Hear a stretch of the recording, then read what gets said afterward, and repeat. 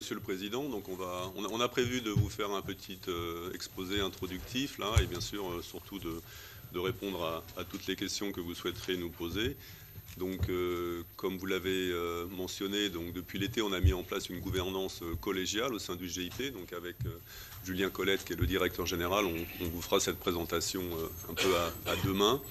Alors, quelques généralités sur la Coupe du Monde. Alors, effectivement, la Coupe du Monde de rugby, c'est le troisième grand événement sportif. Alors, on parle beaucoup, vous l'avez mentionné, des Jeux Olympiques qui auront lieu en 2024, mais on est très fiers de dire la Coupe du Monde de rugby, après les Jeux Olympiques et la Coupe du Monde de foot, c'est l'événement, le grand événement sportif le plus important dans le monde. Alors, le rugby, c'est un sport qui a le vent en poupe aujourd'hui. C'est un sport qui est en plein essor. Avec un sport qui était anglo-saxon à l'origine, mais maintenant qui se généralise un peu dans tous les pays. Il y a 128 pays qui pratiquent ce beau sport. Un sport qui se féminise. Aujourd'hui, l'augmentation des licenciés, en particulier en France, il vient de l'apport des filles et des jeunes femmes qui découvrent ce sport, qui peut être aussi un sport féminin. Et puis, donc, il y a plus de 800 millions de fans qui suivent, de téléspectateurs, qui suivent les matchs de rugby dans le monde. Alors, on a fait une enquête également sur la France, auprès d'un panel de spectateurs, de fans. Et les gens apprécient le rugby. 80% des Français sont favorables à l'organisation d'une Coupe du Monde de rugby. Donc c'est important. Les Français soutiennent l'événement parce qu'ils considèrent à hauteur de 90% que cet événement aura des retombées positives pour le pays. Et en plus, ce qui nous a effectivement étonné, c'est que les 3/4 des Français souhaitent participer à l'événement, donc soit en étant dans les stades, soit en suivant les compétitions devant leur écran. Alors ensuite, on a la chance d'avoir une équipe de France effectivement qui est assez brillante en ce moment. Et pour nous, l'objectif majeur d'une Coupe du Monde, c'est vraiment de faire une grande fête. Alors on a pris un terme plus générique que celui-là, qui est le terme de célébration, mais c'est vraiment sous ce mot-là que l'on veut organiser l'événement. C'est une grande fête populaire qui va se dérouler pendant 51 jours et qui va être dans tous les territoires de France. Et donc on espère qu'on pourra effectivement construire des grands moments d'événements sportifs. Alors la compétition au niveau du plateau sportif, elle va être exceptionnelle, puisqu'on va avoir les 20 meilleures équipes de rugby dans le monde qui vont s'affronter pendant 51 jours. Donc c'est 660 joueurs, soit 660 joueurs qui seront réunis, 20 nations qualifiées. Et on pense qu'on aura un plateau sportif tout à fait exceptionnel, parce qu'en fait les cartes ont été vraiment rebattues aujourd'hui au niveau du rugby mondial. Le premier pays, c'est l'Irlande. Et on a bien sûr les grands pays du Sud, l'Australie, la Nouvelle-Zélande, l'Afrique du Sud. Mais il y a des nouveaux pays qui émergent dans le monde du rugby, comme la Géorgie, comme pour la première fois le Chili, qui va participer à sa première Coupe du Monde. Il y aura 3 pays d'Amérique du Sud qui seront présents, avec le Chili, l'Argentine et l'Uruguay. Donc un plateau sportif qui va être tout à fait exceptionnel. Alors le calendrier, pour ceux qui ne le connaissent pas, donc il y a d'abord des matchs de poules. Il y a 4 poules qui réunissent 5 équipes. Alors la particularité d'une Coupe du Monde de rugby, c'est que ce n'est pas un événement parisien pour Happy Few. C'est vraiment un événement qui se déroulera dans 9 stades dans les grandes villes de province. Donc il y a d'abord les 4 matchs de poules, et ensuite il y a des quarts de finale, des demi-finales et la finale, et ainsi que la petite finale de bronze qui aura lieu au Stade de France.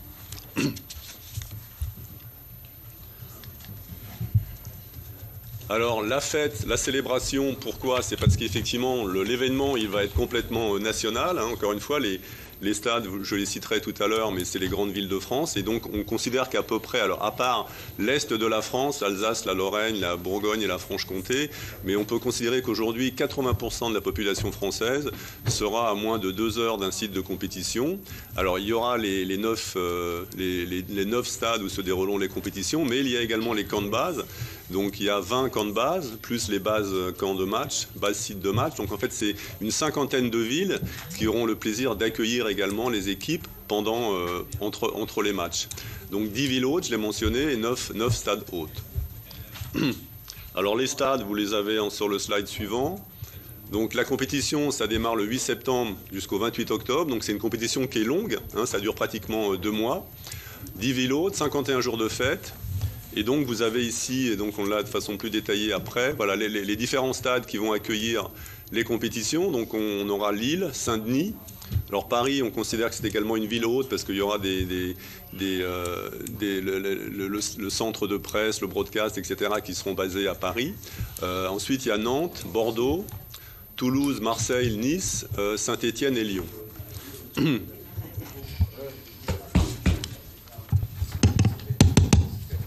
Voilà. Alors après, je vais peut-être passer la parole maintenant à Julien pour détailler d'autres sujets.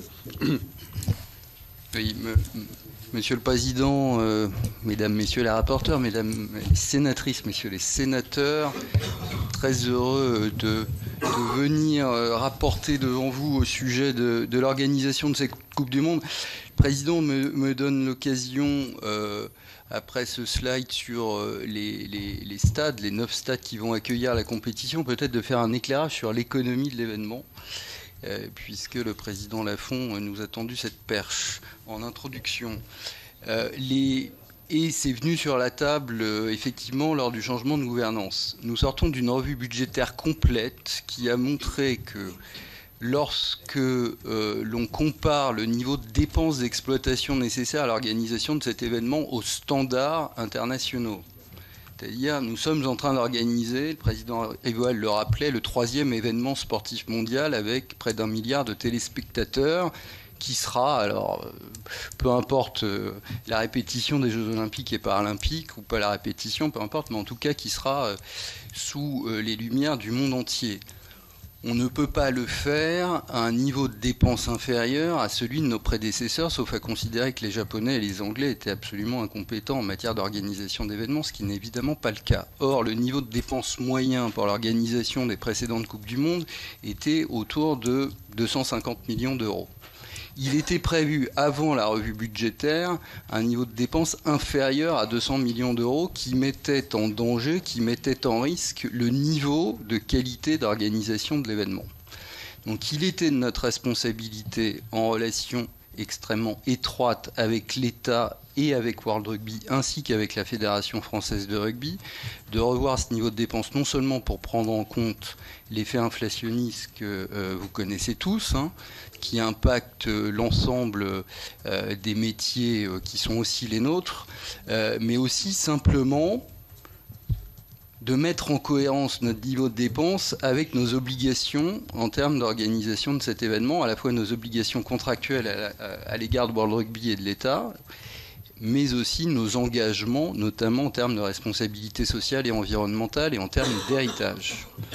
Donc aujourd'hui, après revue budgétaire, nous arrivons à un niveau de dépenses de 215 millions d'euros, plus une réserve de 3 millions d'euros, qui est certes limitée, mais les 215 millions d'euros de dépenses auxquels nous parvenons incluent déjà les effets de l'inflation, puisque nous sommes aujourd'hui à moins de 7 mois de l'événement et que nous connaissons les prix auxquels nous allons acheter la plupart des prestations et auxquels, bien entendu, nous embauchons nos salariés, sachant que 99 millions d'euros restent à engager, sont à engager sur cette année. On viendra plus tard sur la partie recettes, mais parmi, et ça fera la transition avec le reste de cette présentation, parmi les dépenses qui sont importantes et qui avaient été en partie sous-estimées par choix de considérer que l'État et les collectivités locales allaient assurer des dépenses qui leur incombaient pas forcément en termes de sécurité, nous avons évidemment travaillé de manière étroite avec notre directeur de la sécurité qui est à ma droite, Olivier Dimpre, avec les services de l'État, avec la CNSJ, avec le ministère de l'Intérieur, avec la DIGES et les DIGEP, à revoir les dispositifs de sécurité et à assurer leur conformité à la fois à nos obligations et aussi leur adaptabilité aux contextes locaux, à la situation de chaque stade et à la situation de chaque camp de base. Le second élément, c'est que pour assurer la meilleure sécurité de cet événement, il faut intégrer la sécurité à la qualité des parcours clients et des parcours spectateurs, et non pas la considérer comme une politique à part vivant sa vie en dehors de l'organisation d'événements.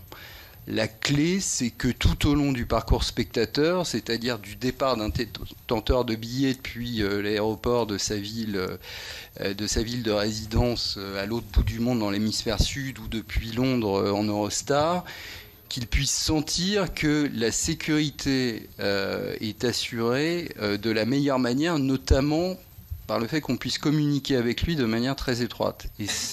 Et de ce point de vue-là, le choix stratégique qui a été fait dès le départ de maîtriser l'ensemble du processus de commercialisation et de gestion de la billetterie par un système qui nous permet de détenir les données de tous nos clients, de tous nos détenteurs de billets, et donc de pouvoir communiquer avec eux, puisque ces clients, naturellement, nous laissent l'usage de leurs données, puisqu'ils considèrent, quand ils achètent un billet, ils font un achat loisir, ils font un achat plaisir, et donc ils ont confiance dans la personne qui organise l'événement. Ils n'achètent pas un réfrigérateur à qui, avec la réticence à donner leurs données à un opérateur industriel qu'ils ne connaissent pas.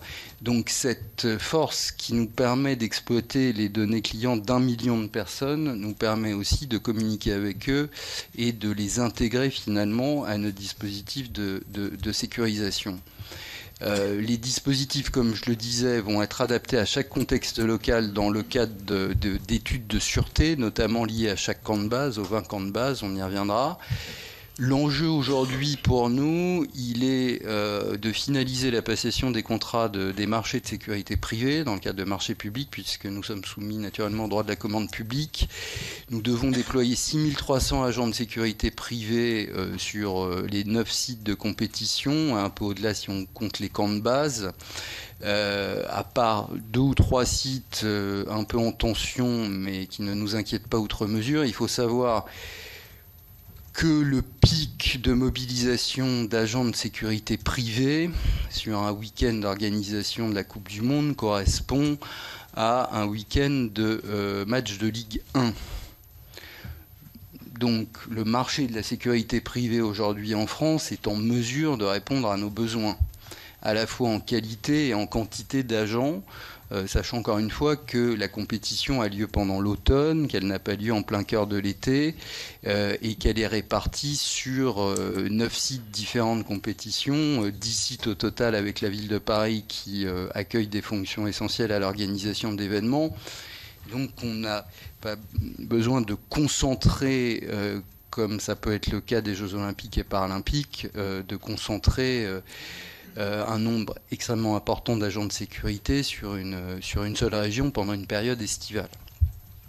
Pour le reste, le point clé en matière de sécurité, c'est la coordination avec les acteurs, et non seulement avec les acteurs, avec les forces de sécurité intérieure naturellement, et dans ce cadre-là, nous fonctionnons sous la houlette d'un partenariat avec le ministère de l'Intérieur, d'une convention de partenariat avec le ministère de l'Intérieur, mais aussi avec les autres acteurs concernés qui sont les opérateurs de transport en particulier, et les collectivités locales, les autorités organisatrices des transports au niveau des collectivités et des métropoles.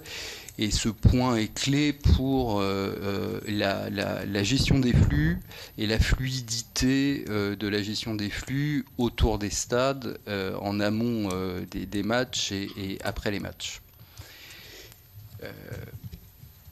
Nous reviendrons bien évidemment sur les questions de sécurité si vous le souhaitez plus tard. Une priorité de l'organisation de l'événement pour la Fédération internationale de rugby, pour World Rugby, qui explique aussi la durée de l'événement, les 51 jours qui sont mobilisés pour organiser les 48 matchs, c'est la santé des joueurs.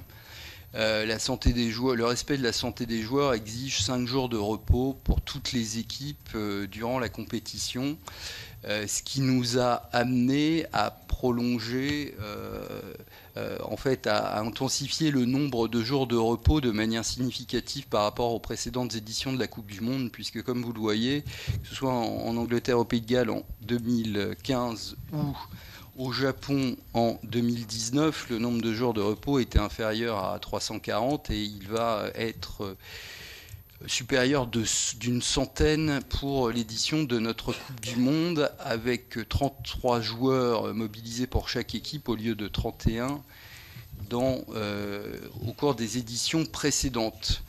En matière de revenus, la commercialisation de la billetterie a rencontré un succès qu'on peut qualifier de phénoménal, c'est-à-dire que les billets si vous me passez l'expression, se sont vraiment arrachés comme des petits pains. Aujourd'hui, les 2,2 millions de billets réservés au grand public sont tous vendus. Nous avons mis en ligne au mois de janvier une plateforme officielle de revente de la billetterie qui est le seul canal par lequel légalement les détenteurs de billets peuvent revendre leurs billets, et ce au prix facial d'achat plus l'application d'une participation aux frais de 10% du prix facial d'achat.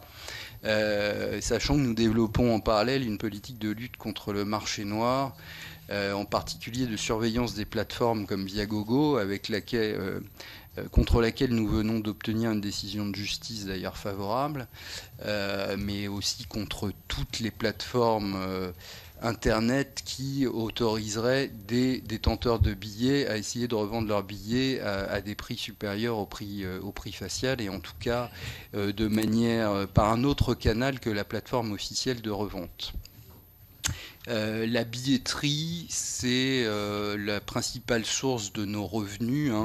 Nous avons encore une fois à peu près 400 millions d'euros à couvrir de dépenses, les 218 millions d'euros de dépenses d'exploitation dont je parlais, et puis le reste étant constitué des droits que nous achetons à World Rugby pour organiser la Coupe du Monde. Et la billetterie représente, au terme de notre dernière revue budgétaire, 347 millions d'euros de chiffre d'affaires. Donc c'est la clé. Évidemment, c'est la clé de la création de valeur dans l'organisation de cette Coupe du Monde, à la fois en termes de revenus et aussi en termes d'expérience spectateur et d'enrichissement de cette expérience spectateur. Comme je le disais, le fait que nous maîtrisions cette billetterie nous permet de connaître parfaitement le public qui a acheté des billets. Et comme vous le voyez sur cette diapositive, mais bien entendu nous diffuserons cette présentation, nous connaissons parfaitement la répartition des acheteurs par genre. Alors il se trouve que le public rugby reste très masculin, mais comme le disait Jacques Rivoal en introduction, il y a de plus en plus de jeunes femmes qui pratiquent le rugby, donc la féminisation est en cours, est accélérée, mais ça reste un public très masculin. En revanche, et ça c'est plutôt une bonne surprise pour nous, contrairement à l'audience des matchs du 15 de France que les diffuseurs nous donnent, qui est âgé, qui est en moyenne, dont la majorité est constituée d'hommes âgés de plus de 40 ans, nous avons aujourd'hui une majorité, comme vous le voyez, une majorité de détenteurs de billets qui ont moins de 40 ans, ce qui est plutôt extrêmement positif et une très bonne nouvelle à tout point de vue. À la fois pour le renouvellement du public et aussi, bien entendu, en matière de participation de ce public à la vie de l'événement et plus généralement à l'animation du territoire.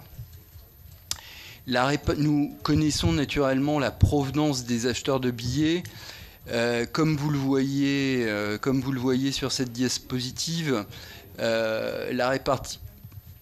heureusement, plus de la moitié des spectateurs sont français, donc on peut penser que les stades vont vibrer au son de la Marseillaise de manière très forte, et c'est important. Mais les Anglais, les Irlandais, les Britanniques en général ont acheté beaucoup de billets. Ils sont évidemment très fans de rugby, comme vous le savez. L'Angleterre est quand même le berceau de ce sport, dont on va fêter d'ailleurs le bicentenaire cette année. Et donc ce sont parmi les 40% d'acheteurs de billets qui viennent de l'étranger, 60% viennent des îles britanniques, le reste se répartissant de manière... c'est marginal, mais entre beaucoup de pays, dont des pays, bien entendu, de l'hémisphère sud. Concernant la répartition géographique des acheteurs français par région ou par département d'ailleurs du territoire, de manière assez peu surprenante, les Toulousains vont venir en force dans les stades, mais aussi les Parisiens, les Girondins. Et au-delà de ça, ce qui est intéressant de constater à la lecture de ce graphique, c'est que le rugby n'est plus seulement un sport du sud-ouest et de la région parisienne, mais rayonne bien au-delà. Le sénateur Savin constatera notamment que l'Isère est bien placé, mais pas seulement, puisque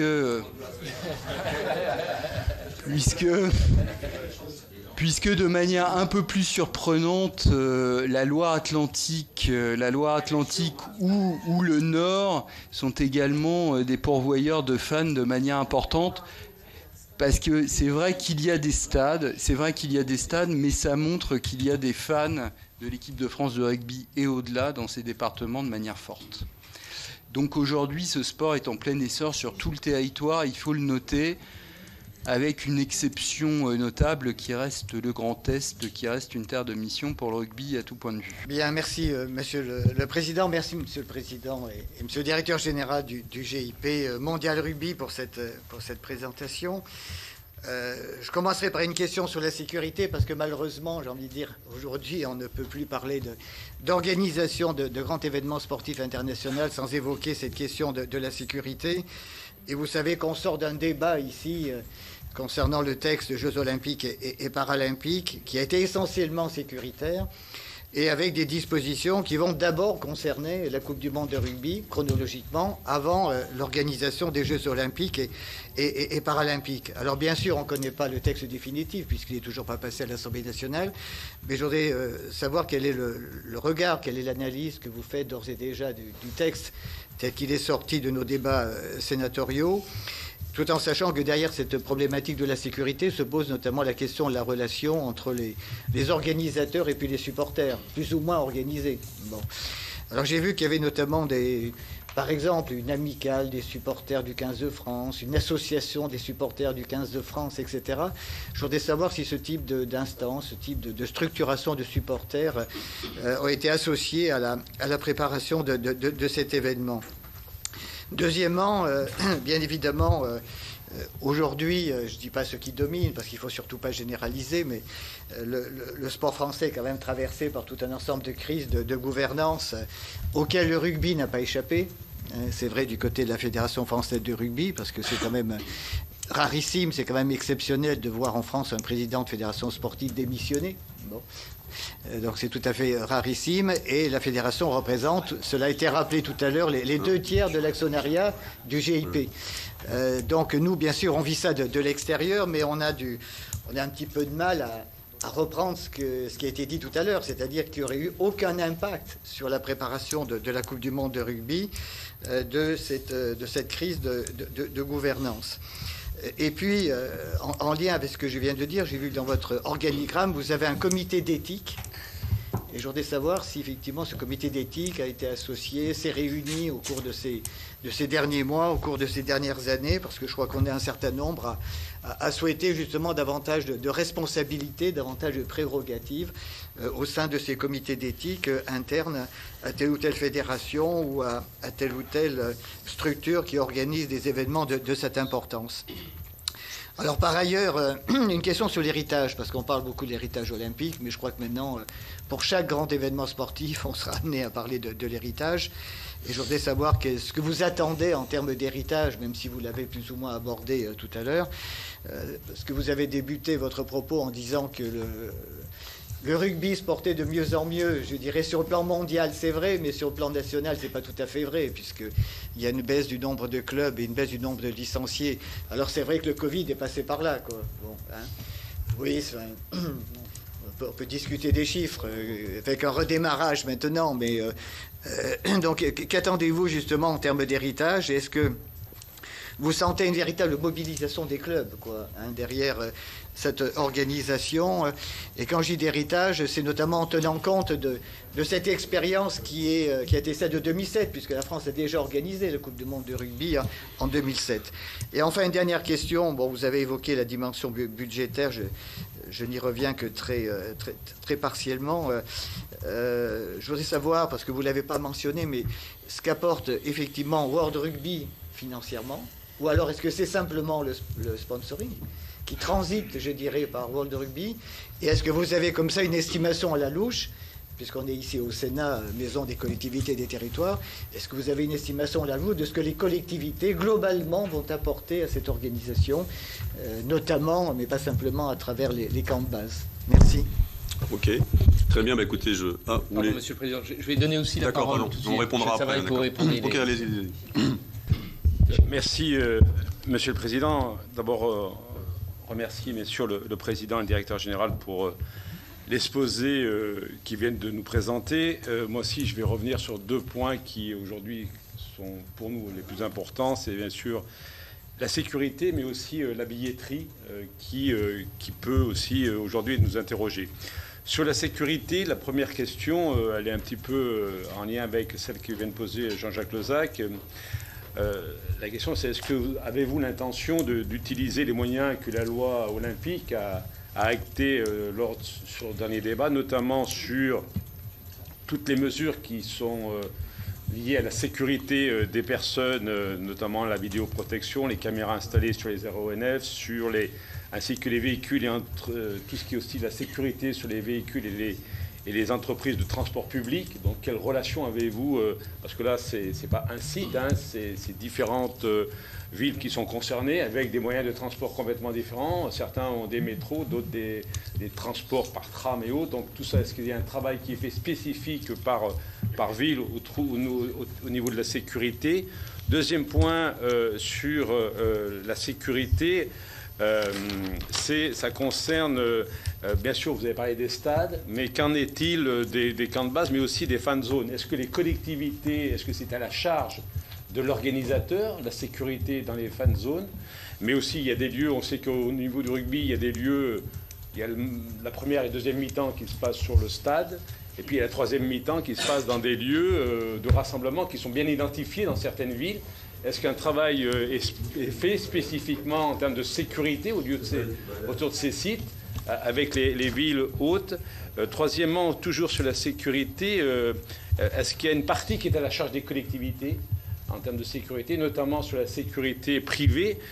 Vous avez dit tout à l'heure qu'il n'y aurait pas normalement de problème, mais on sait que c'est un métier qui est en tension, hein.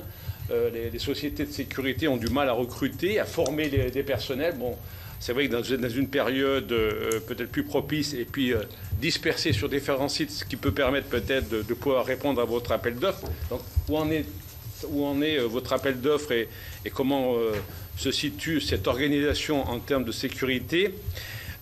Et puis, maintenant, sur la billetterie, est-ce que vous pouvez nous présenter, parce qu'il y a eu la première vente qui a été faite avec les packages et puis le grand public, aujourd'hui a été mis en place sous votre responsabilité, vous allez le confirmer, la plateforme de revente.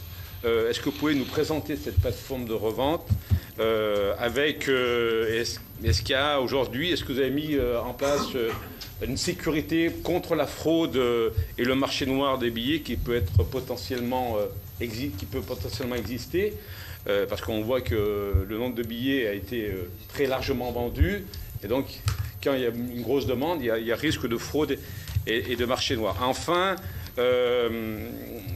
il avait été présenté au démarrage de cette Coupe du Monde de rugby par la Fédération française de rugby, mais aussi par les organisateurs de France 2023, que certaines équipes, même si elles étaient éliminées du premier tour, resteraient en France, sur le territoire, et organiseraient avec les comités régionaux, avec la fédération, avec les collectivités, des activités. Il resterait la durée de la Coupe du Monde, et que cette présence serait prise en charge par la Fédération française de rugby. Est-ce que c'est toujours d'actualité? Est-ce que, parce que ça a été présenté et mis en avant lorsque les communes, les villes, les métropoles ont été candidates pour recevoir des camps de base.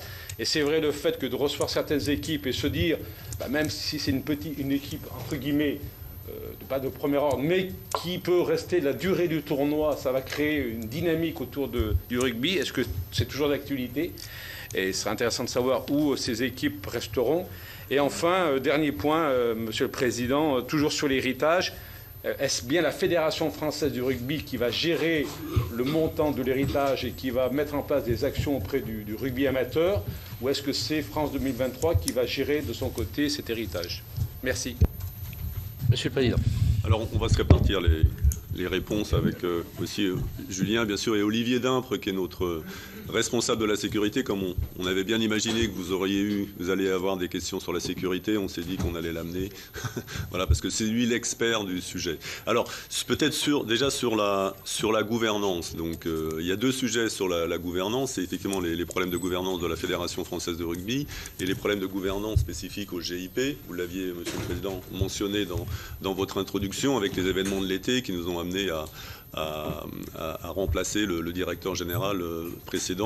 Alors, donc, sur la Fédération française de rugby, ce qu'il faut bien que les gens comprennent, parce que parfois c'est pas toujours très clair, c'est qu'en fait, la préparation d'une Coupe du Monde de rugby, c'est la responsabilité d'un comité d'organisation que je préside, dont le directeur général est Julien Colette, qui est une structure qui a pris la forme juridique d'un GIP, d'un groupement d'intérêt public, qui est un comité, finalement une structure indépendante, une entreprise en fait, qui prépare et qui travaille pour préparer cet événement.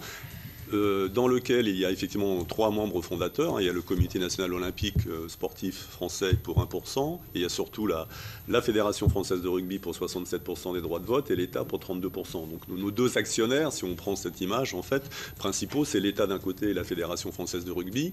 Donc c'est vrai qu'il y a eu les affaires que vous mentionnez depuis l'été, médiatico-juridiques sur la gouvernance de la Fédération française de rugby, mais en fait qui sont des problèmes connexes au comité d'organisation et qui finalement n'ont pas impacté le comité d'organisation puisque nous on a continué à travailler, les décisions ont été prises, les instances ont fonctionné, on a un conseil d'administration, on a des assemblées générales, on a des comités régaliens dans lesquels sont représentés participent les représentants de la Fédération française de rugby et ça a continué finalement. Alors c'est vrai qu'il y a eu un buzz un peu négatif sur le rugby lié à ces affaires, mais ça n'a pas impacté la préparation de l'événement et aujourd'hui moi je peux vous dire qu'on est complètement en trajectoire.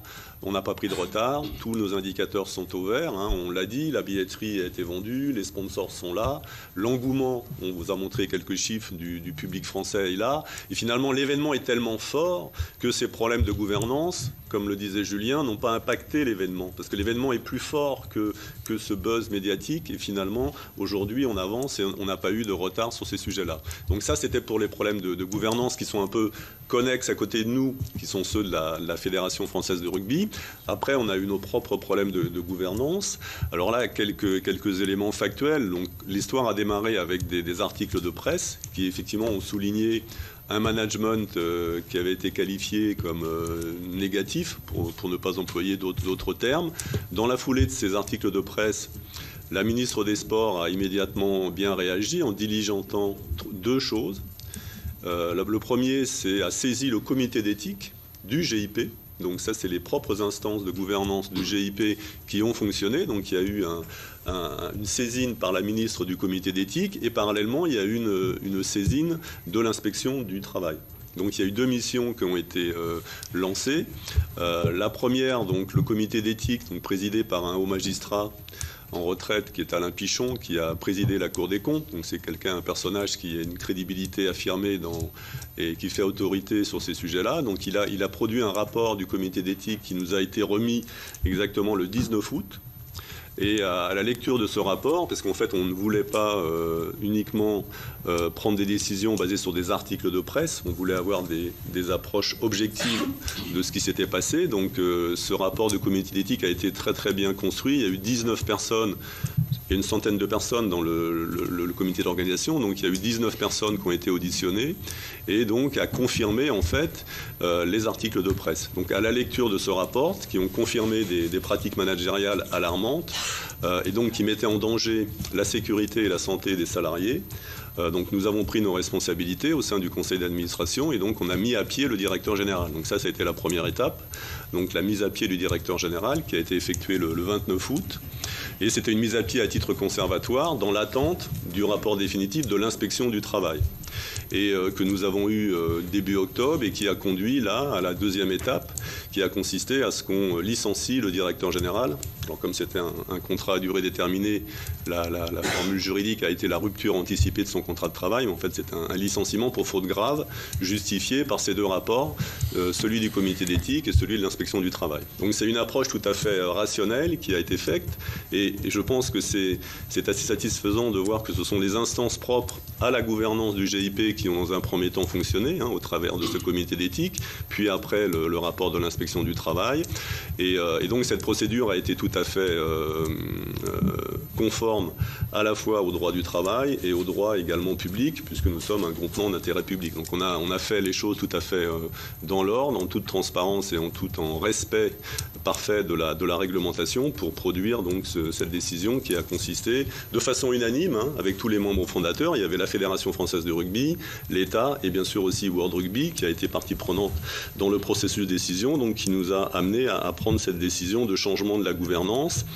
Et en miroir, donc j'ai donc été amené à proposer un plan d'action suite au départ du directeur général. Et donc ce qui a été proposé, ce que j'ai proposé aux membres fondateurs, c'est de mettre en place une gouvernance collégiale.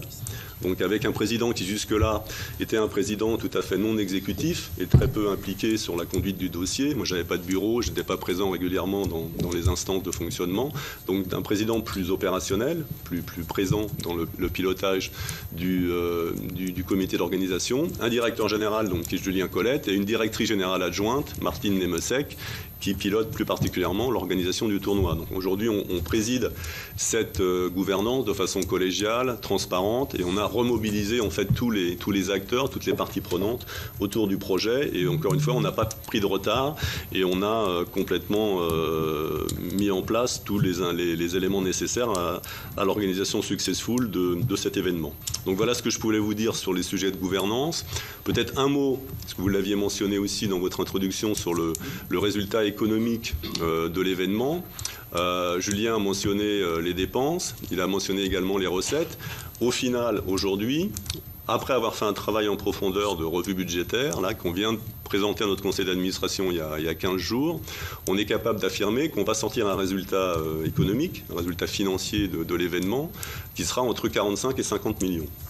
Donc c'est un chiffre très très bon, puisque déjà dans le monde des grands événements sportifs, c'est pas toujours évident d'avoir des grands événements sportifs qui sont positifs. Nous, on sera nettement positif, entre 45 et 50 millions d'euros. Et si on peut le resituer par rapport à d'autres événements comparables, pour nous, les meilleures références, c'est la Coupe du Monde qui avait eu lieu en France en 2007 ou celle qui avait eu lieu en Angleterre en 2015. Et ces deux Coupes du Monde ont laissé autour de 36 millions d'euros de l'époque. Donc avec un résultat autour de 45 à 50 millions, on peut dire qu'on aura une Coupe du Monde qui sera très profitable. Et comme vous le savez, ce résultat, nous, on a l'actionnaire qu'on va rémunérer. L'actionnaire qu'on rémunère, c'est le rugby français, puisque finalement le résultat est ensuite redistribué à l'euro près au développement du sport en France. Donc c'est le sujet de l'héritage que vous avez mentionné aussi, et donc qui fera l'objet effectivement d'une politique de redistribution de ces 45 à 50 millions à l'ensemble du rugby français. Donc voilà ce que... peut-être là, je passerai la parole à Julien pour vous expliquer. C'est un process assez complexe qu'on a mis en place sur la manière de redistribuer l'héritage à la famille du rugby, la fédération, la Ligue nationale de rugby, mais aussi les collectivités, les villes et les métropoles hautes qui ont été partie prenante dans l'opération. Peut-être Julien, tu peux détailler ça ? Oui, merci Jacques. Effectivement, pour commencer à répondre... Sur l'héritage,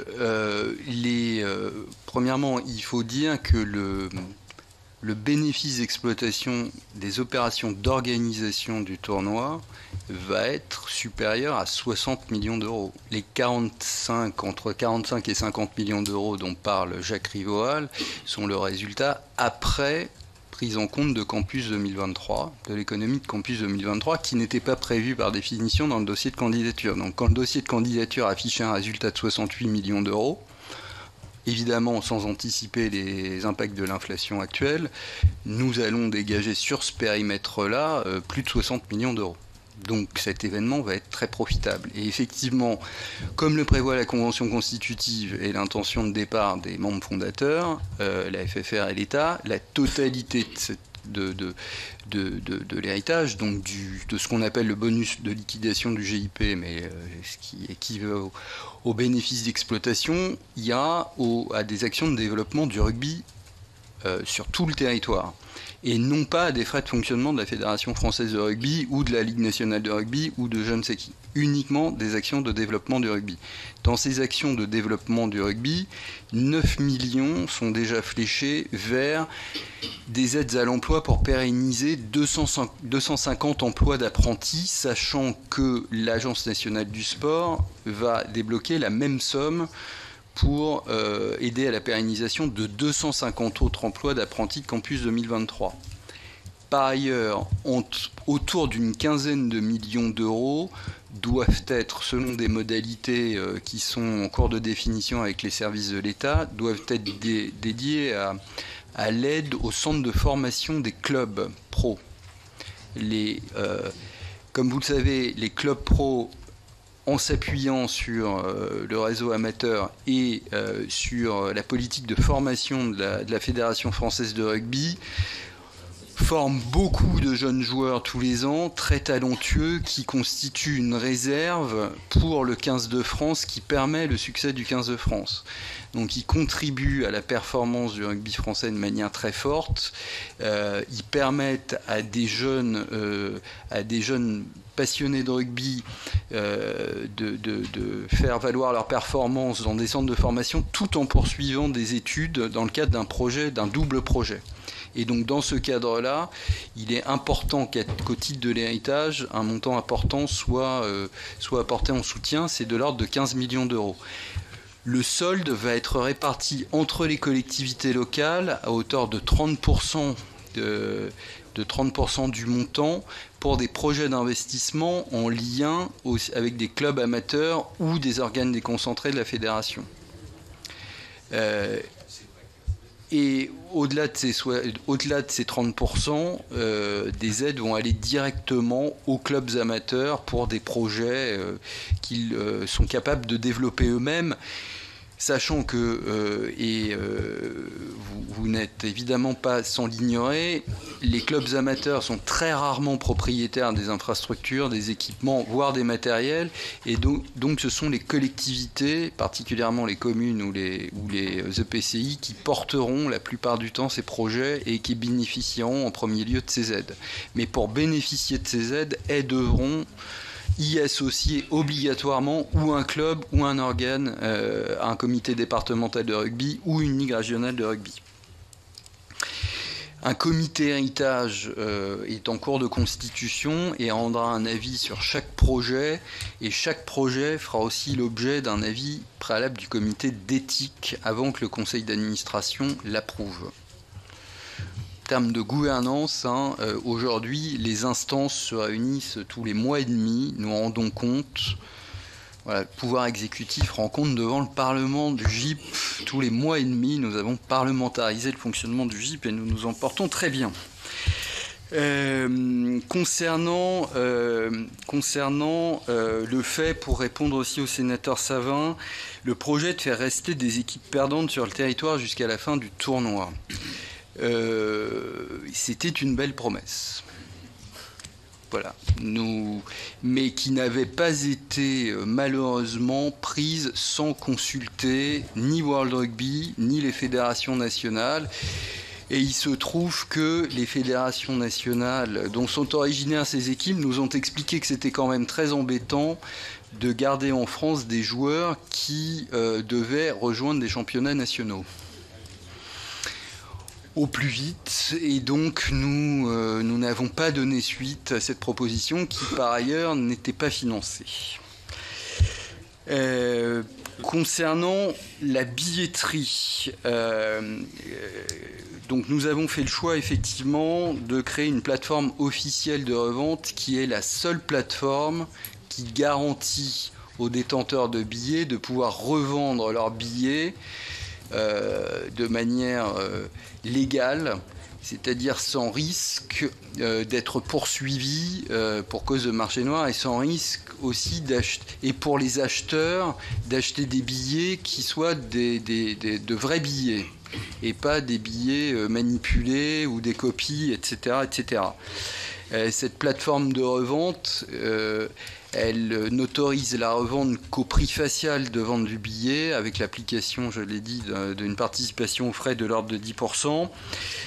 Donc, ce qui n'évite pas le marché noir, puisqu'il y a la tentation de revendre plus cher sur d'autres plateformes. Et pour ça, nous avons mis en place un système de détection, de suivi des plateformes type Viagogo, qui ont tendance à donner de la place au marché noir, et nous les poursuivons en justice dès lors que nous détectons des mouvements, des transactions anormales, et nous avons obtenu très récemment une décision de justice favorable contre Viagogo, et nous le ferons contre d'autres plateformes au besoin. Il faut souligner que de ce point de vue, la billetterie, le fait qu'on maîtrise la billetterie est essentiel, et ça fera le lien avec vos questions portant sur la sécurité, pour garantir des conditions optimales de sécurité à l'événement sur deux plans. Le premier, c'est qu'on maîtrise les données clients. On l'a dit, ça permet à la fois de n'éditer que des billets électroniques, et donc de ne pas avoir de problématiques de contrôle de billets imprimés et de billets papier. Et ça permet aussi d'accroître la cybersécurité de l'événement, qui est aujourd'hui la menace majeure qui pèse en fait sur l'organisation de l'événement. Nous travaillons de manière très étroite avec le centre de renseignement olympique qui est rattaché à la CNSJ, et les fonctionnaires de police du centre de renseignement olympique ont identifié comme menace principale le risque cyber plus que les risques d'attentats, d'attaques terroristes ou de délinquance. Donc ce risque-là est vraiment parmi nos priorités à traiter. Nous travaillons de ce point de vue-là de manière très étroite avec l'ANSSI. Nous faisons aussi appel à un prestataire spécialisé pour identifier les failles éventuelles de sécurité dans la gestion de nos systèmes d'information, sachant que de ce point de vue-là, le principal système d'information qui mérite une attention particulière, c'est le système de contrôle des accès au stade. Catastrophe majeure, ce serait que le système de contrôle d'accès au stade s'effondre juste avant un match majeur. Donc nous concentrons nos efforts sur la sécurisation de ce système, et ce qui nous aide, c'est de maîtriser le système de billetterie en amont et de pouvoir communiquer de manière très étroite avec les détenteurs de billets. Donc des audits sont pilotés par l'ANSSI sur chacun de ces systèmes d'information, en particulier sur le contrôle d'accès, et rattaché à notre centre principal des opérations à l'état-major du tournoi. Pendant le tournoi, sera créé un centre des opérations de sécurité, notamment un centre des opérations de sécurité de cybersécurité. Donc ça permettra de suivre ces sujets-là de manière permanente, en veille permanente, et nous sommes en veille permanente sur cet aspect-là. En matière de sécurité, alors effectivement, il y a quelques groupes de supporters organisés, mais ce n'est pas quand même la culture du rugby, contrairement à celle du foot. Donc de ce point de vue-là, nous avons quand même des relations avec les fédérations nationales, en particulier les fédérations des îles britanniques,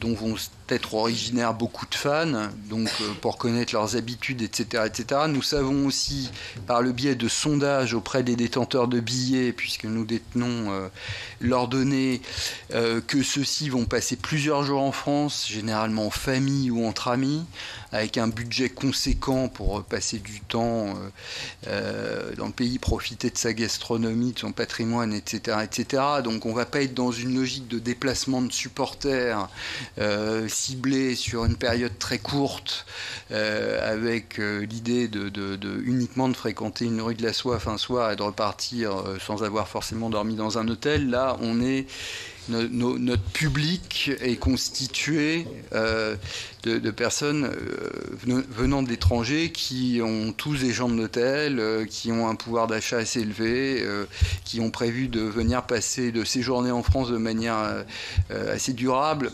Donc, ce qui nous permet quand même de cibler les risques de débordement avec le centre de renseignement olympique de manière assez fine et fiable. Et concernant le public de supporters, on est aussi français, on est aussi en lien évidemment avec les clubs pro dans quasiment chaque ville haute. Il y a des clubs pro de rugby qui connaissent bien leur public. Concernant la sécurité des villages de rugby et des rues de la soif, puisque je crois que le sénateur Lozach parlait de ça, concernant la pardon, sénateur Savin, pardon.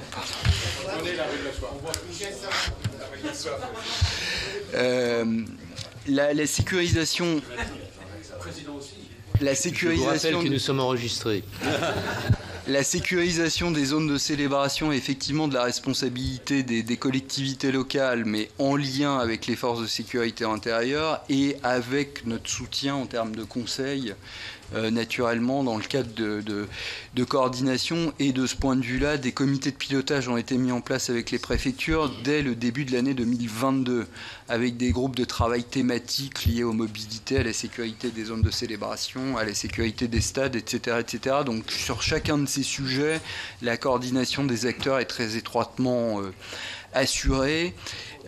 Ceci étant, je pense que les collectivités, en l'occurrence, sont un débat avec l'État sur le coût de prise en charge de la sécurité des fan zones et le rôle des forces de sécurité intérieure dans cette prise en charge. Mais c'est assez classique. Et concernant les zones de célébration autres, les préfets sont très attentifs à ce que les villages de rugby soient les zones principales de célébration et que le maximum de fans puissent se réunir dans ces zones qui sont plus faciles à sécuriser que des zones disséminées. Et donc aujourd'hui, et c'est l'une des raisons pour lesquelles sur le territoire de la métropole européenne de Lille, on n'a pas encore de zone de célébration identifiée, les préfets souhaitent privilégier les zones de célébration officielles. Ce qui n'interdit pas évidemment aux fans de fréquenter les bars, les pubs, etc., et les restaurants. Mais là, en lien avec les organisations professionnelles, notamment l'UMI, on essaie de coordonner avec les préfectures des dispositifs de sécurité qui permettent de cibler, d'identifier les zones privilégiées de réunion des fans de rugby. Voilà, on les connaît à Paris, on les connaît ailleurs, on les connaît à Toulouse, etc., etc. Donc elles sont relativement bien identifiées, mais c'est vrai que là, il peut y avoir un risque. Peut-être pour terminer sur l'aspect sécurité, les appels d'offres sont en cours, la passation des appels d'offres est en cours de finalisation. Vraiment, c'est une histoire de jours. On a identifié, bien sûr, quelques fragilités. On n'est pas inquiet en général parce qu'encore une fois, le nombre d'agents de sécurité qu'on cherche et leur déploiement sont assez usuels sur le marché de la sécurité privée en France. Ceci étant, même si il n'y a que 20% des détenteurs de billets qui seront des femmes, on a un sujet de mobilisation d'agents femmes. Donc aujourd'hui, on n'est pas encore sûr d'avoir le nombre d'agents femmes suffisant pour contrôler les 20% de détentrices de billets. Mais on y travaille avec la filière, avec les filières locales, avec le soutien de l'État et des préfectures et du CNAPS en particulier et de ses antennes locales. Et puis on a identifié deux villes, surtout deux métropoles où parce qu'il y a des spécificités locales, on aura besoin de prolonger l'appel d'offres de gré à gré parce que, par exemple, le FC Nantes a constitué un service de sécurité interne qui ne lui permet pas de répondre à nos appels d'offres. Et donc aujourd'hui, on doit passer par d'autres biais pour travailler avec les sociétés de sécurité. Mais c'est vraiment lié à un contexte local. Voilà, en espérant n'avoir rien oublié, Monsieur le Président. Si, il y a juste un point sur la participation du World Rugby la participation financière. Tout à fait. Et les collectivités locales, pour répondre au sénateur Lezach. World Rugby ne participe pas financièrement puisque c'est nous qui achetons des droits à World Rugby à hauteur de 200 millions d'euros de droits d'organisation, enfin de 196 millions d'euros exactement, plus les droits liés à l'organisation des prestations d'hospitalité, qui sont de l'ordre de 90 millions d'euros. Donc nous contribuons au financement du rugby mondial à hauteur de 280 millions d'euros. Ce qui est d'ailleurs vertueux puisque ces 280 millions d'euros vont principalement aux fédérations en développement et non pas aux fédérations déjà professionnelles. Premièrement. Deuxièmement, seul World Rugby se finance avec 5 sponsors, mais pas avec les autres. Les autres sponsors nous financent nous directement à hauteur de 80 millions d'euros. Et enfin, les collectivités locales nous financent directement à hauteur d'une vingtaine de millions d'euros. Donc sur les 200 millions d'euros de dépenses d'organisation strictes hors les droits et sur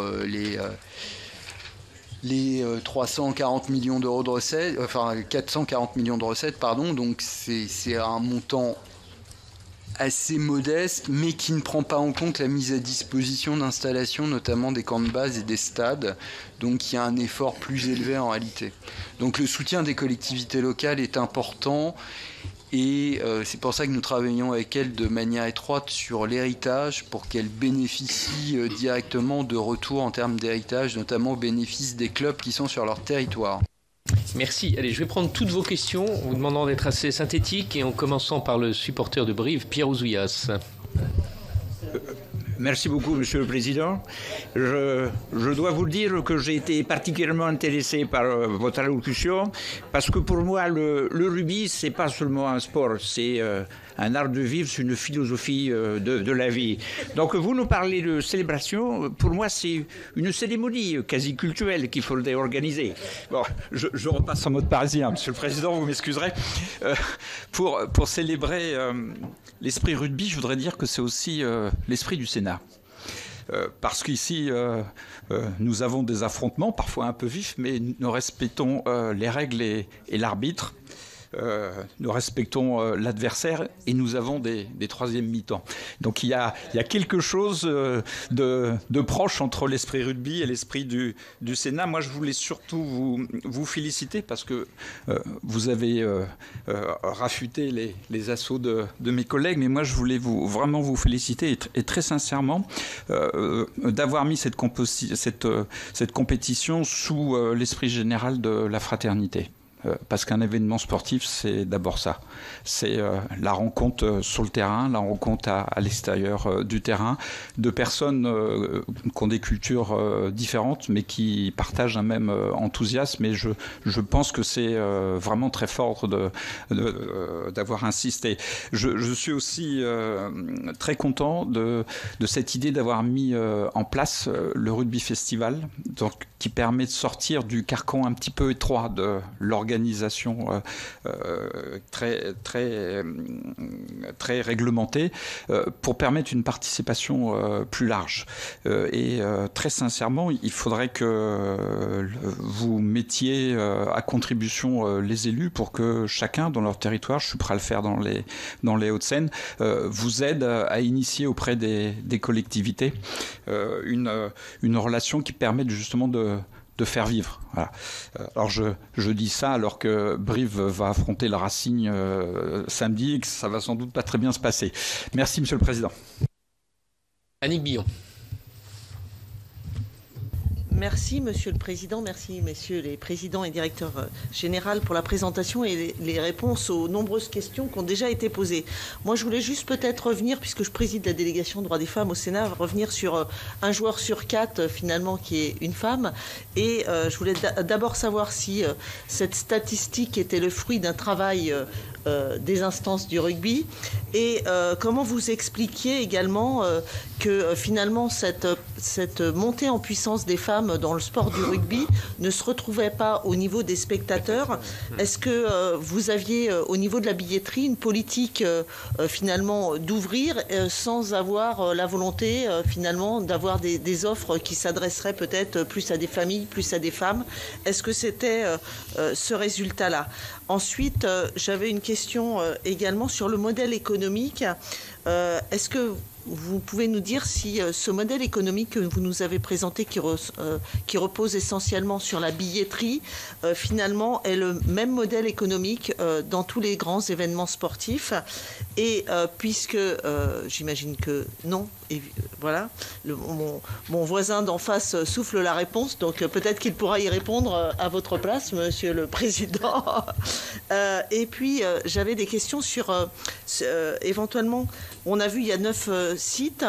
Est-ce qu'il y a un ratio par rapport à un nombre d'événements pour les matchs, pour les sites, pour les spectateurs, au niveau d'un équilibre financier? C'est-à-dire que vous avez choisi 9 sites. Est-ce que c'est le modèle économique qui fonctionne, ou est-ce qu'au-delà, c'était en termes d'équilibre financier, c'était plus compliqué à gérer?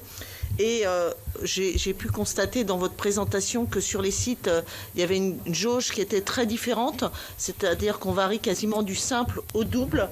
Donc, est-ce que la sécurité demande, en fait, c'est multiplié par 2 lorsqu'on passe du simple au double, ou multiplié par 3?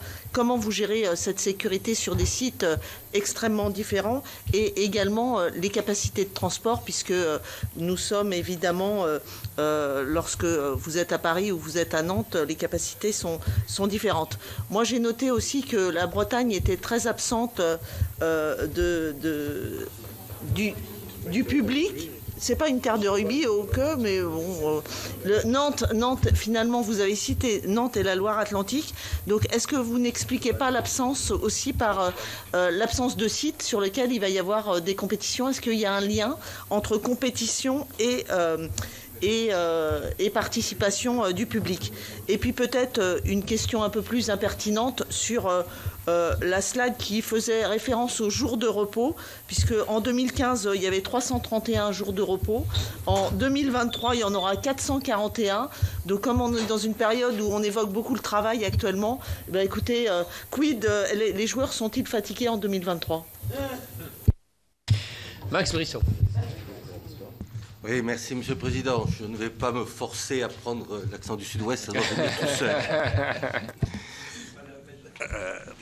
D'abord, merci Monsieur le Président, Monsieur le Directeur, pour vos réponses très très précises et pour les informations que vous avez données sur l'organisation de la Coupe du Monde de rugby. Je dirais à mes collègues que ça fait grand plaisir que l'on parle de rugby, parce qu'il y a dans cette commission une sorte de lobby du football qui nous a imposé pendant des mois et des mois de ne parler que de ballon rond. Donc merci de nous permettre de parler un petit peu de ballon ovale ce matin. Mon intervention, je vous le dis tout de suite, ne signifie aucune nostalgie du rugby cassoulet, ni des troisième mi-temps, ni de la gestion de l'époque des partout-dessus de la Fédération française, mais malgré tout un peu.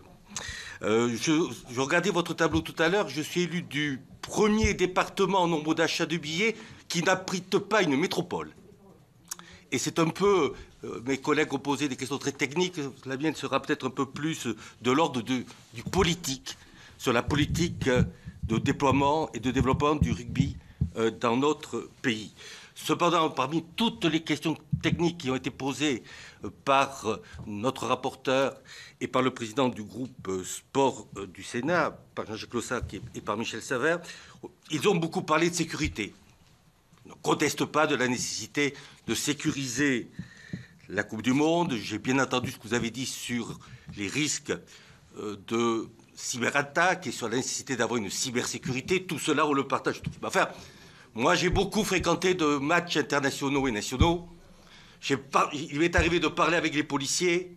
Je peux vous dire qu'en période de match de rugby, ils sont quand même particulièrement décontractés et plutôt débonnaires. Donc il faut aussi quand même rappeler ce qu'est le public de rugby. Il n'y a pas plus beau public que le public irlandais, par exemple. Je peux vous dire, pour avoir été adjoint au maire en charge de l'espace public dans ma ville de Biarritz, un lendemain de match de Coupe d'Europe, Dieu sait si les brasseurs étaient heureux, mais Dieu sait aussi si l'adjoint en charge de l'espace public était heureux. Il n'y avait pas un panneau de signalétique qui était retourné. C'est aussi ça le public du rugby, et je tenais, moi, cher Pierre, à le dire avec force. Alors, on vous souhaite bien sûr une belle organisation. On souhaite éventuellement, même si samedi, le match a montré qu'il y avait encore du travail, de beaux résultats pour l'équipe d'Andoine-Dupont. Vous avez montré la dimension mondiale du rugby, et vous avez aussi montré, je vous en remercie, la dimension moderne du rugby. Mais je voudrais poser une question un peu d'ordre politique.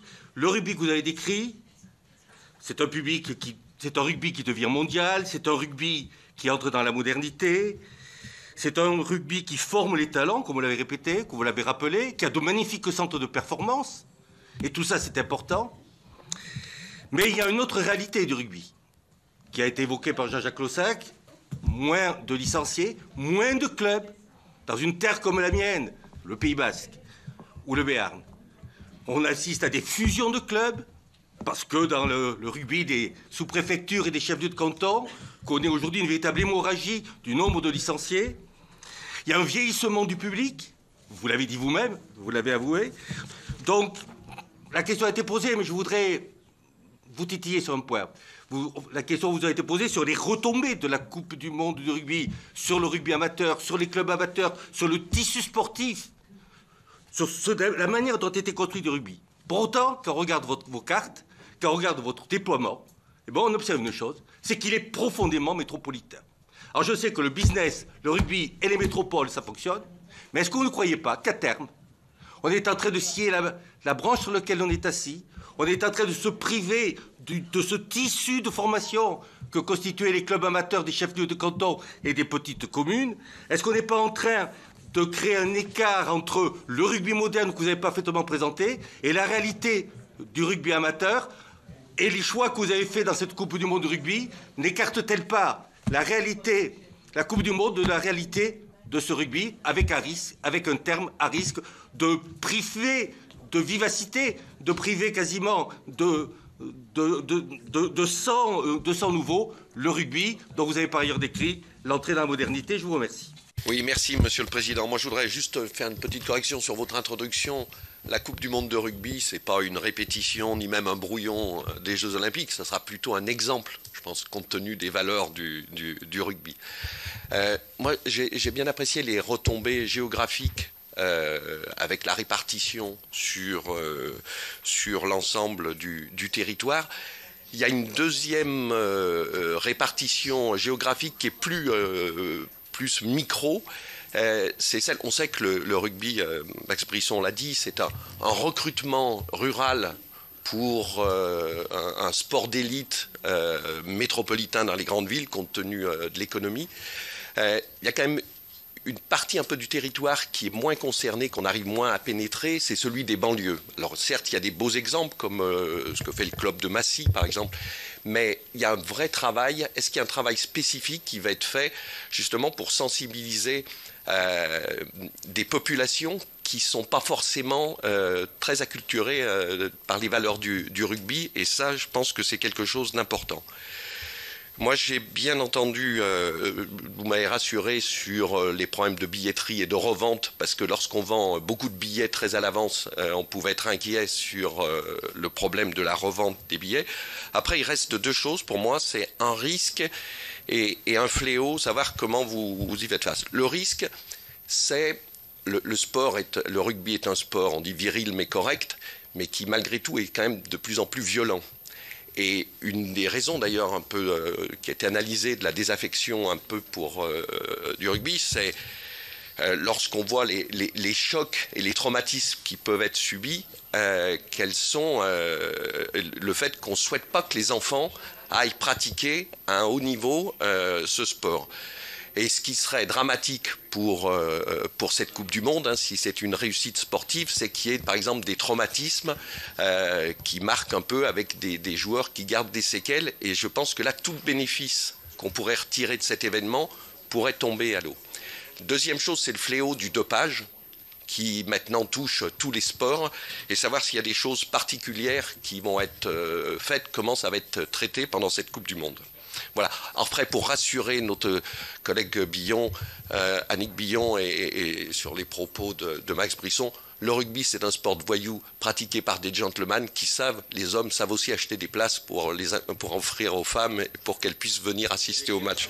Dernière intervention rapide de Michel Savin. Promis, Président, rapidement, parce que tout à l'heure, le Président a évoqué les conditions de rupture de contrat de l'ancien directeur général, notamment sur des motifs sur du harcèlement moral. Ma seule question, y a-t-il eu des plaintes du personnel? Messieurs, on vous laisse répondre. Alors, peut-être d'abord, moi je reviendrai sur les deux mots que vous avez cités, la célébration et la fraternité, parce que je pense qu'effectivement ce sont des mots très très forts. La célébration, bon, c'est la fête, et la fraternité, c'est effectivement, c'est pas uniquement parce que c'est un mot qui est inscrit au fronton de nos écoles et de nos établissements publics, mais c'est un mot très très fort, très riche, et je crois que ça colle parfaitement à ce que représente le rugby. Et je pense que, et c'est aussi ce qu'on essaye de faire avec cette Coupe du Monde, c'est que finalement ça matche parfaitement avec les valeurs du rugby et avec ce que peut représenter une Coupe du Monde pour les problématiques actuelles de la société. Donc nous, on a été amenés à réfléchir comme toute entreprise, finalement, au sens, à la mission, à la raison d'être d'une organisation, comme celle du comité d'organisation d'une Coupe du Monde, comme le font maintenant les entreprises. Et finalement, on se dit, voilà, on peut modestement, parce qu'il ne faut pas non plus survaloriser ce qu'on peut faire, mais je pense qu'on peut, avec une Coupe du Monde, adresser en quelque sorte les problématiques actuelles de la société.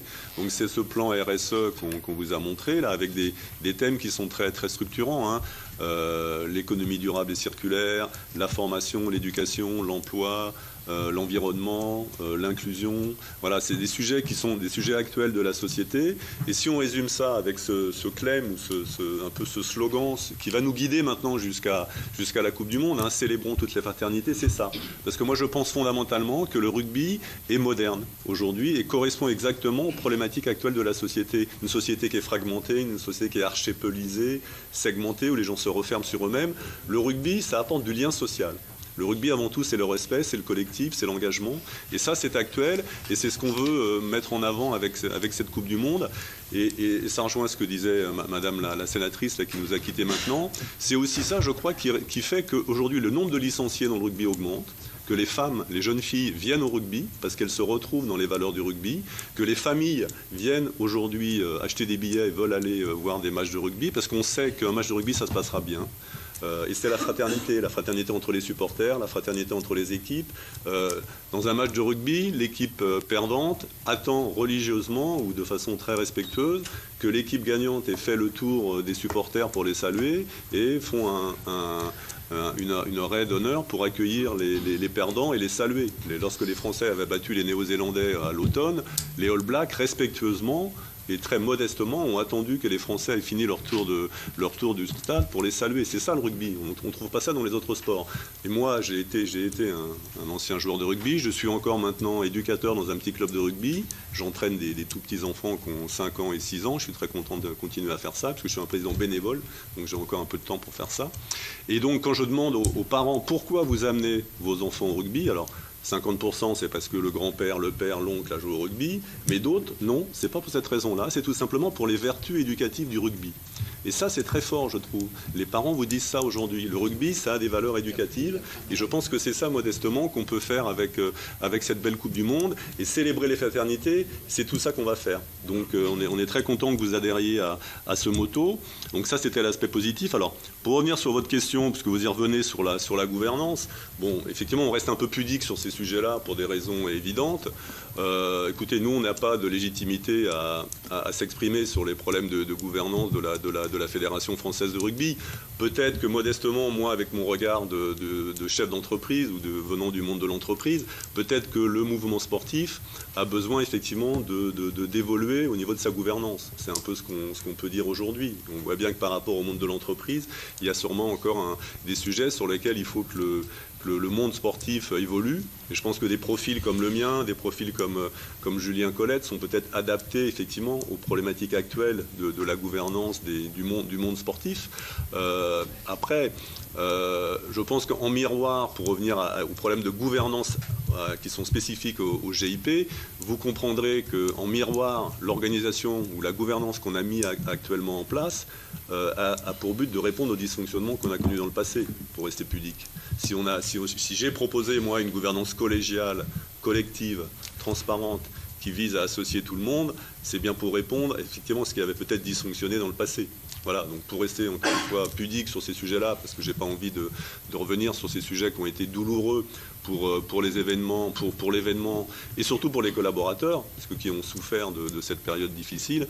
Voilà ce que je peux vous dire de façon positive sur ces sujets-là. Et je crois qu'aujourd'hui, on a mis en place une gouvernance qui est adaptée, qui est moderne et qui est adaptée à la sophistication que représente le pilotage d'un grand événement sportif comme celui-là. Parce que moi, venant encore une fois du monde de l'entreprise, je considère qu'aujourd'hui, un GIP, un comité d'organisation, c'est une entreprise, mais une entreprise éphémère de par sa définition, mais qui est beaucoup plus complexe qu'une entreprise. Parce que le nombre de parties prenantes qu'il faut fédérer autour du projet est très très important, entre les sponsors, les villes hôtes, les collectivités territoriales, l'État, World Rugby, la Fédération française de rugby. Voilà, la mission de notre comité d'organisation, c'est d'arriver à fédérer tout ce monde-là autour de l'événement. Et c'est assez complexe, et ça nécessite une gouvernance et un management probablement plus sophistiqués que ce qu'on avait pu faire dans le passé. C'est ce qu'on essaye de faire modestement aujourd'hui.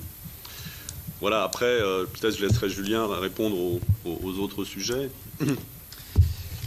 Peut-être pour rebondir sur ce que disait le sénateur de la Corrèze, on va mettre à l'honneur le territoire corrézien puisqu'on participe à la coproduction d'un film qui va bientôt sortir, qui s'appelle Pour l'honneur, qui va montrer les vertus éducatives du rugby, et le hasard fait qu'il se passe en Corrèze. Voilà, donc je fais un peu de publicité, mais je pense que c'est important parce que ça mettra en valeur les valeurs éducatives du rugby et ces vertus-là. Monsieur Colette, je vous interroge juste une seconde. Il est sénateur des Hauts-de-Seine, mais aimerait bien être sénateur de Corrèze. Voilà. Mais il a pris l'accent. Oui, j'ai deux. Ben, j'ai été pris par son accent et navré. Bon.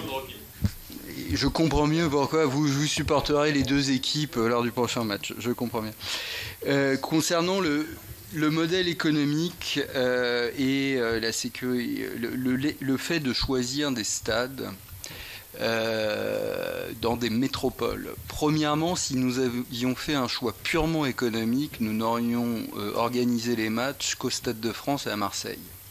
Alors, c'est vrai que les phases finales ne se passent qu'au Stade de France et à Marseille, mais le but, c'est de réunir quand même, au-delà de l'aspect économique, le maximum de fans.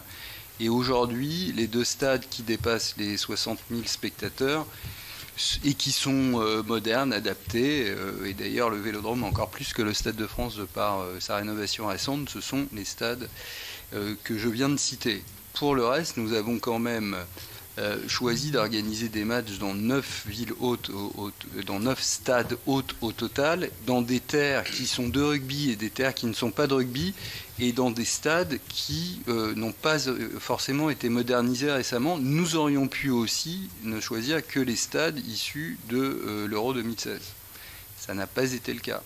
Nous avons choisi des stades qui posent question, qui ont posé question à World Rugby, qui ont posé question aux autorités sportives nationales et internationales pour permettre aux supporters de toute la France de venir voir des matchs, puisque aujourd'hui 80% des Français vivent à moins de 2 heures de route d'un stade. Donc c'était un choix important et qui n'est pas qui est un choix de compromis, mais on doit faire des compromis dans l'organisation d'un grand événement entre le fait de pouvoir permettre au maximum de spectateurs de regarder les matchs à proximité de leur domicile. Ceci étant, nous n'avons pas écarté les territoires. Encore une fois, cette Coupe du Monde est celle des territoires, puisque les camps de base sont répartis sur quasiment tout le territoire. Alors, il est vrai que le Grand Est est le grand oublié. Pour plein de raisons, est lié à la faiblesse de la présence du rugby dans le Grand Est.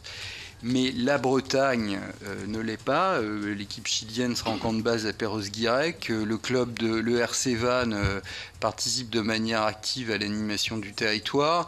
La Bretagne va accueillir la Coupe du Monde de rugby militaire. Il sera soutenu dans ce sens par les autorités du rugby. Donc, il y a un effort très important qui est fait dans ce sens. Et c'est cet effort, d'ailleurs, qui guide la recherche d'un bénéfice, non pas pour assurer la rentabilité économique de l'événement, ça n'aurait aucun sens. Nous sommes délégataires d'une mission d'intérêt général, d'une mission de service public. C'est pour dégager des enveloppes qui vont permettre de financer des investissements en faveur du développement du rugby sur tout le territoire. Et l'équilibre que nous avons cherché dans la revue budgétaire récente, c'est un équilibre entre assurer l'excellence de l'organisation de l'événement, avec tout ce que ça implique en termes de sécurité, en termes de qualité de l'expérience spectateur, et donc de conformité aux standards internationaux que vous citiez très justement, monsieur le sénateur, parce qu'on a tendance dans ce pays, à chaque fois qu'on organise un match, un événement ou quoi que ce soit d'autre, à réinventer la poudre, à ne pas se comparer à ce que font les autres. Alors que vous le disiez très justement, les Italiens dans le foot et dans le rugby d'ailleurs sont de plus en plus sont très performants et savent parfaitement faire les choses et qu'on n'a pas besoin de leur donner des leçons. Mais c'est un point de vue personnel que je me permets d'exprimer parce que je pense qu'il est important. Il est important. Et donc on est aujourd'hui dans une stratégie très forte de coopération avec les autres acteurs. Ce n'est pas parce que nous travaillons de manière très étroite avec World Rugby que nous sommes les valets des Anglais. Ça, je ne sais pas d'où vient cette rumeur dans certaines parties du rugby. Je pense que nous avons tout à nous honorer de travailler de manière très étroite avec tous les professionnels du secteur qui essaient d'organiser au mieux des grands événements et de valoriser au mieux ce sport partout dans le monde. Et les bénéfices aussi de cette Coupe du Monde vont profiter à d'autres nations de rugby. Voilà ce que je voulais dire sur cet aspect-là, parce qu'il est important. Et cet équilibre-là, il n'est pas facile à trouver, et c'est pour ça que nous rendons régulièrement compte à nos instances. Et dans notre conseil d'administration siège la FFR, l'État et le CNOSF avec voix délibérative, mais siègent beaucoup de personnalités qualifiées avec voix consultative, dont les représentants des collectivités locales, et c'est important pour nous de bénéficier de leur retour, et nous sommes aussi en lien permanent avec les clubs amateurs, sans doute insuffisamment, mais en tout cas c'est une réalité qu'il ne faut pas cacher. Au-delà des territoires ADN rugby, qui sont, effectivement, on ne peut pas les oublier, ils sont au cœur de notre stratégie. Effectivement, il faut intéresser aussi les jeunes des banlieues, des grandes villes à ce sport. Et de ce point de vue-là, non seulement nous sommes en relation avec des collectivités, comme le département de la Seine-Saint-Denis et la ville de Saint-Denis, que nous allons visiter encore ce soir pour mettre en valeur leur zone de célébration, mais nous allons aussi lancer un tournoi national des quartiers qui, dans les quartiers des grandes villes, par exemple avec le soutien de la métropole de Lyon, va permettre d'organiser au pied des tours, de constituer des équipes avec des jeunes au pied des tours qui ne connaissent pas le rugby. Et les équipes gagnantes iront jouer à Marcoussis la finale pendant la Coupe du Monde. C'est une petite pierre à l'édifice, pas suffisante, mais aujourd'hui en équipe de France, il y a de plus en plus de jeunes issus de ces territoires qui sont aussi des exemples et qu'on cherche à valoriser au mieux et de plus en plus. Je vais sans doute oublier des choses pour ne pas me perdre. Concernant les dispositifs de sécurité, pour y revenir, effectivement, on cherche encore une fois à coopérer avec tous les acteurs. Encore une fois, les supporters de rugby ne sont pas forcément organisés comme ceux de foot. C'est d'ailleurs peut-être un exemple à suivre dans le rugby. Donc nous travaillons plutôt avec les acteurs institutionnalisés que sont les fédérations. On essaie aussi de s'inspirer des pratiques qui sont mises en place à l'occasion des championnats. Et encore une fois, on sait organiser aussi des matchs en France, des matchs importants de Ligue 1, de Top 14. L'Euro 2016 s'est plutôt bien passé, je crois. Donc on a cette expérience-là. À analyser la menace de manière très fine et puis à mobiliser des volontaires qui viennent du rugby, qui viennent de tous les territoires de rugby. 4500 volontaires vont sur une réserve de 7000 d'ailleurs, mais 4500 ont été sélectionnés et vont être mobilisés sur tous les territoires. Et en complément, les collectivités, les villes et les métropoles hautes vont elles aussi mobiliser des volontaires qui seront en contact direct avec les spectateurs. Donc des passionnés de rugby vont être en contact direct avec d'autres passionnés de rugby pour les aider à trouver leur chemin, à aller vers la bonne fan zone, à trouver le bon accès au stade, etc., etc. Évidemment en relation étroite avec les services de sécurité, avec les forces de sécurité intérieure. De ce point de vue-là, nous avons adapté les dispositifs effectivement de sécurité en fonction de la taille et de la jauge des stades. Nous mobilisons jusqu'à 1000 agents de sécurité autour du Stade de France pour 300 à la Beaujoire.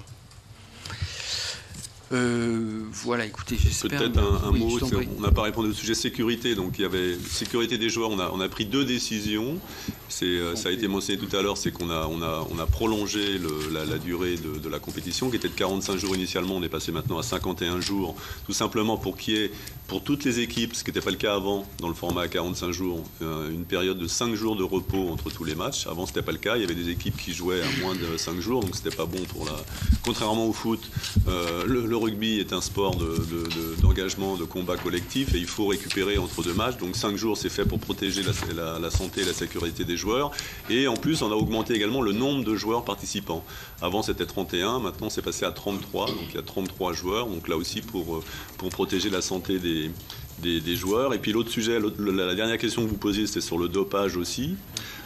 Donc, on travaille bien sûr avec World Rugby, parce que c'est un sujet de fédération internationale, et avec l'agence française sur la lutte contre le dopage. Bien sûr, sur ces sujets-là, il y aura des protocoles spécifiques. Et puis, on organisera pendant la compétition, on ne sait pas si c'est la 3e ou la 4e, mais on organisera une opération spécifique sur le dopage, sur la promotion, enfin la lutte contre le dopage pendant les événements pour sensibiliser à ce sujet. Voilà ce que je voulais vous dire là-dessus.